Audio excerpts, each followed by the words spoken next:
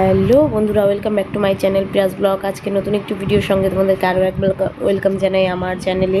তো দেখো, এই যে গাঁদা ফুল নিয়ে এসেছিলো নীলের পাপা, সেগুলোকে দেখো সকাল সকাল স্নান করে ঠাকুর ঘরে এসে সুন্দর করে ফুলে সাজিতে রেখে দিলাম। আর সেদিন হয়েছিল মঙ্গলচণ্ডী বাড়িতে, তো কিছু ফল বেজে গেছিলো। এই যে 5 ফল আছে, এগুলো দিয়ে নেক্সট দিন আমার বাড়িতে পাঠ হবে, শ্রীমদ ভগবত পাঠ। তো তখন এই ফলগুলো নিবেদন করা হবে। আর কিছু আঙ্গুরও এনেছিল, আঙ্গুরগুলো দেখো পচে গিয়েছে। এখন মানে বেশি করে ফল নিয়ে আসলে কী হবে, থাকে না, সেই জন্য এগুলো বেছে ধুয়ে নিয়েছি। আর এইদিকে দেখো আমার রাধারানী, গোপাল সোনা সবাই ঘুম থেকে উঠে গেছে। আর এত গরম, সকাল সকাল ফ্যানটা চালিয়ে দিয়েছি। আর এখন পুজোর জোগাড় করব। তো পুজোর বাসনগুলো সমস্ত কিছু ধুয়ে নিয়েছি, ঠাকুর ঘরটা মুছে নিয়েছি। তোমরা দেখো কন্টিনিউ, আশা করছি ব্লগটা তোমাদের ভালো লাগবে। ভালো লাগলে লাইক কমেন্ট শেয়ার করো। আর হচ্ছে চ্যানেলটিকে বেশি বেশি করে সাবস্ক্রাইব করে পাশে থেকেও। সমস্ত পুজোর বাসন মেজে নিয়ে এসেছি। আর আজ হচ্ছে বৃহস্পতিবার, তাই তো বাসন কোসনগুলো মাজতে হবে। আর এই যে ভোগের জলটাও নিয়ে এসেছিলাম, সেটাও আমি এখন রেখে দিচ্ছি আর কি, পরে ঠাকুরকে ওটা নিবেদন করে দেবো। এই হচ্ছে ঠাকুরের বাসন আমার।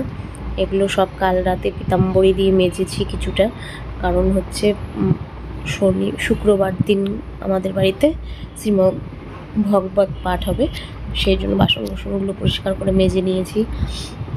এক এক করে এখন সমস্ত কিছু হচ্ছে গুছিয়ে নেব।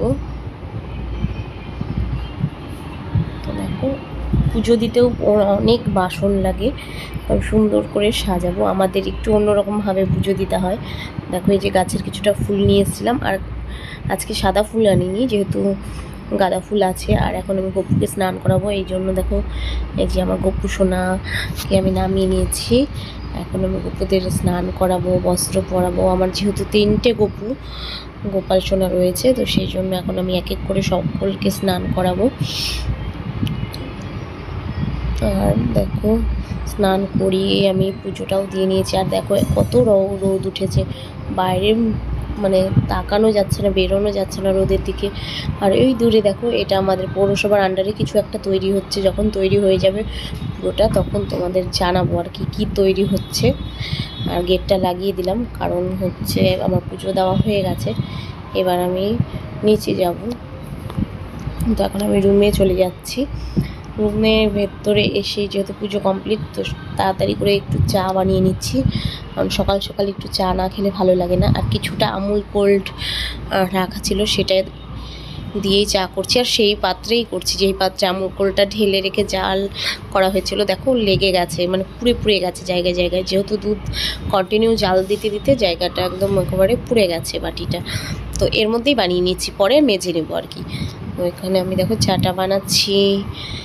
তোমরা কে কে চা খেতে ভালোবাসো? আমি তো ভীষণ ভালোবাসি। আমার চা কমপ্লিট হয়ে গেছে, এখন আমি এটাকে একদম কাপে ঢেলে নেব।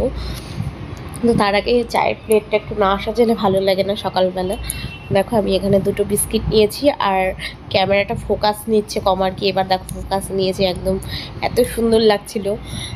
তো চাও আমি ছেঁকে নিয়েছি, একদম আমার চা রেডি। তোমরা যারা যারা চা খাবে মনে করছো, তো সকাল সকাল আমাদের বাড়িতে চলে আসবে, খুব সুন্দর করে চা বানিয়ে তোমাদের খাওয়াবো। তো এই যে এখানে আমার চা রেডি, এবার চা নিয়ে রুমে যাচ্ছি আর কি। দেখো রুমে এসে পড়েছি, এখন চাটা খাবো।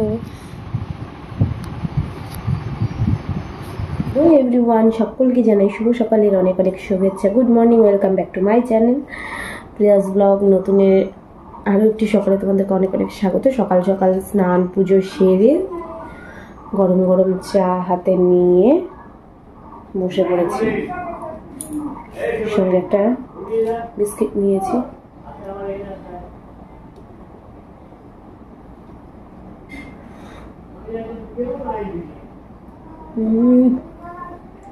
সঙ্গে আমুল কোল্ডের দুধের চা।